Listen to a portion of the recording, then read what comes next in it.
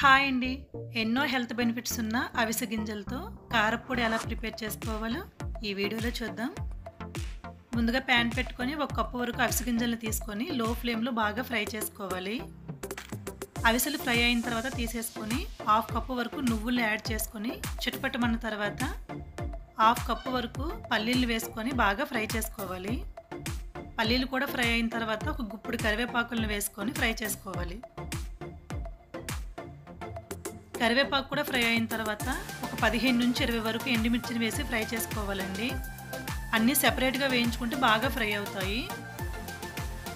ఎండుమిర్చి కూడా ఫ్రై అయిన తర్వాత ఒక 2 టేబుల్ స్పూన్ వరకు ధనియాలను ఫ్రై చేసుకోవాలి. 2 టేబుల్ స్పూన్ శనగపప్పు, 1 టేబుల్ స్పూన్ మినపప్పు, 1 టేబుల్ స్పూన్ జీలకర్ర వేసుకొని బాగా ఫ్రై అయిన తర్వాత అన్నీ మిక్సీ జార్‌లోకి యాడ్ చేసుకొని కొద్ది సాల్ట్ వేసి గ్రైండ్ చేసుకోవాలి. చివరిలో కొద్దిగా వెల్లుల్లి వేసి ఇంకొక తిప్పుకుంటే సరిపోతుంది. నచ్చితే గనుక లైక్ చేయండి.